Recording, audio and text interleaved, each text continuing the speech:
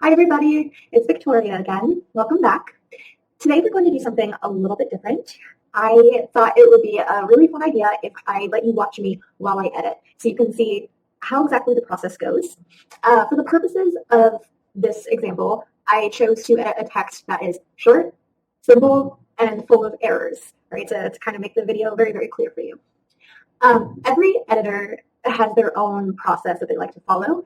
Something that works for me might not necessarily work for you or for your editor, but I just wanted to kind of show you what I found to be best for me through trial and error. So first things first, when I get a document, actually the first thing I do is get rid of empty lines. And to do so, I press Control H, caret P, and then replace with caret P. So what that does is that gets rid of the empty lines, and watch what happens. See? 7 replacements. Okay, so now everything's kind of close together. So I'm going to do Control All. I'm going to come over to here and add space after paragraph. So now we don't have those empty lines, but then also everything is spaced out and easy to read. The next thing I'm going to do is make sure that the headings are actually tagged as headings, which they are not. So I'm going to highlight heading 1, and then control, heading 2. All right. So the next thing that I look at is I go through all of the headings and make sure that the capitalization is correct. One thing that your editor is going to want to check is which style book or style guide the client follows. So whether it's APA or MLA or Chicago, they all have slightly different title capitalization variations. But I believe in this article, it'll be the same no matter which style guide you choose. Typically, I go with Chicago. So, for instance, olives should be capitalized. Health benefits of olives, the B should be capitalized, and the O should be capitalized. At this point, I just realized that I should have had tracking changes on. So here you go. You can see a mistake that I made. This is actually something that I personally need to work on. I find myself maybe 30 seconds into work being like, oh, I forgot to turn on tracking changes, which is the proofreading standard. When you turn something in, it should have tracked changes. So to do that, you come up to Review. Well, let me undo. Okay, Review, Track Changes. And I want to show you another tip. If you highlight this, come to Home, and see the capital A and the lowercase a. It doesn't have title case in Microsoft Word, but it does have capitalize each word. And then I will just make that a lowercase o and make that a lowercase I.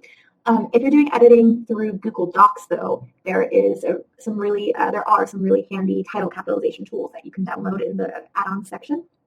Okay, so those are the headings. Okay. Now, at this point, what a lot of editors or proofreaders would do is look for actual mistakes. So misspelled words, commas where there shouldn't be a comma, capitalization errors. But what I found is that's not exactly the most efficient way to work when you have lots of text to process. The reason for this is I could go through this entire article and fix all of the mistakes, and then I would go through again and realize, hey, this sentence isn't clear. This paragraph isn't clear. Oh no. And then I go through and I have to make tweaks and adjustments. And then I have to check everything all over again because, sometimes I make mistakes in my writing. So when I have to completely rewrite a sentence, I then have to go back and check my own work. So what I do instead is I look at each paragraph.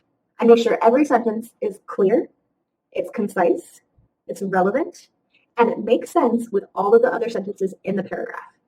If a sentence does not fall under that and it needs to be adjusted, I change it, and then at the end of the paragraph, I go back and I look for any additional errors.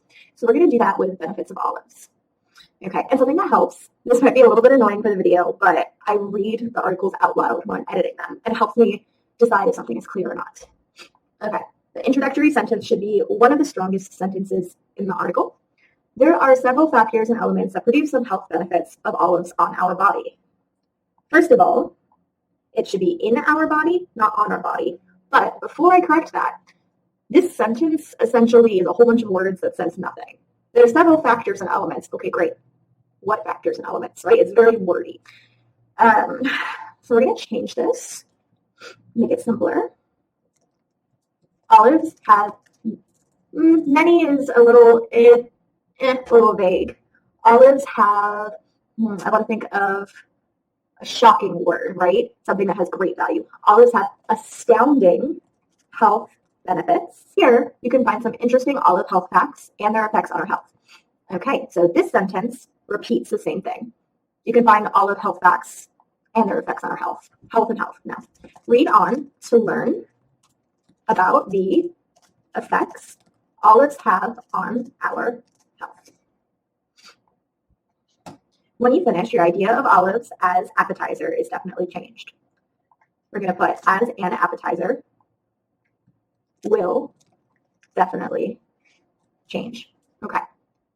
Now, this paragraph is good, but it's not special. It doesn't have that hook. So now I'm going to look at the paragraph as a whole. Olives have astounding health benefits on our body. Read on to learn about the effects olives have on our health. I'm going to say that I want to add another sentence.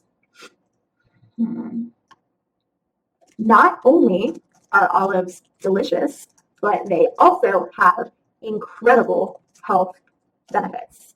I'm going to delete the second sentence. Read on to learn about the effects olives have on our health. When you finish, your idea of olives as an appetizer will definitely change. Okay, so that is how you extensively edit a paragraph in copywriting.